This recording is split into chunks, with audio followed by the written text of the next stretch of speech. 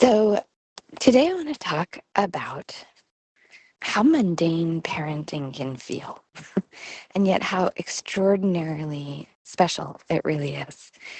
Here, I'm going to give you an example. There was a mom who has two boys, and her boys like to wrestle. And one of them is much more of a rule follower and more sensitive sensorially, and the other child loves to seek sensation, and he wants to hurl himself into his brother, and he does not like to stop, even though he understands the word stop. And this mom has asked her younger son to stop so many times, but he doesn't. And she's tried to talk about it beforehand, tried to set rules, tried to do consequences, and nothing is helping. And this is an example of how we can get stuck in these moments that just feel like, why is this my life?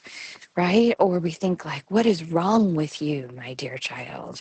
Or what is wrong with me that I can't find the words for this? And the reality is this is one of those beautiful moments where we get to learn the power of a small shift and how transformative it can be to know just the right question to ask next. So as she brought this problem in to our group the other day, I asked her to take me into the moment, and I said, so tell me what this child says, and now what does this child do? And I said, now can I be you in this moment, and you just be your kids for me, right? So we role played it where she was being her kids and I was talking to them so I could see what they would do next, right? So quickly I realized that the best way to go in would be to say to the older child, because the younger child is the one that needs to learn. So let's learn actually with the older child so the younger child can watch. It's much less pressure to watch someone else learn than to be taught directly. So I turned to the older child and I said, hey, when I ask you to stop, or if your brother asks you to stop, what are you going to do? And he said, I'm going to stop. And I said, but what are you going to do?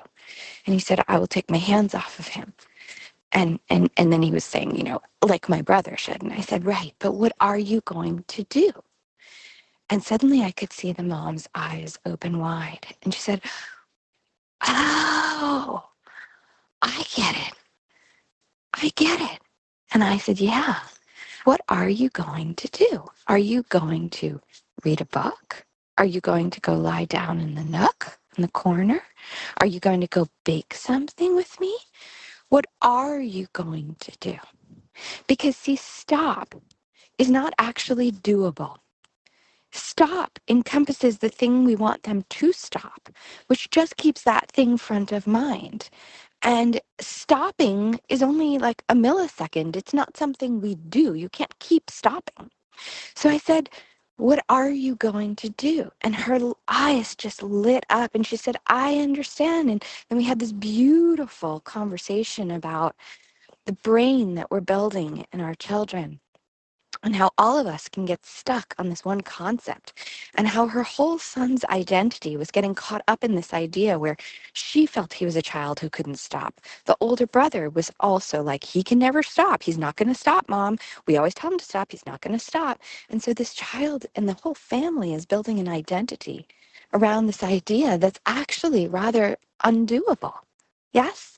And if we simply change the conversation into, what are you going to do? Suddenly she had so many ways to help her son move into that next space.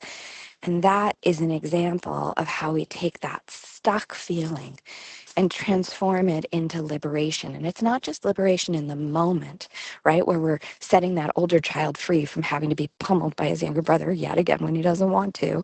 We're also setting the mom free for what to do, or the dad free, right? In this case, it was a mom, but any parent free to do whatever they need to do in the moment to be able to teach everything. And then we're also setting that child free so that he's not bound by an identity that he's going to keep replaying over and over and over again that he doesn't want any more than anyone else wants for him or of him.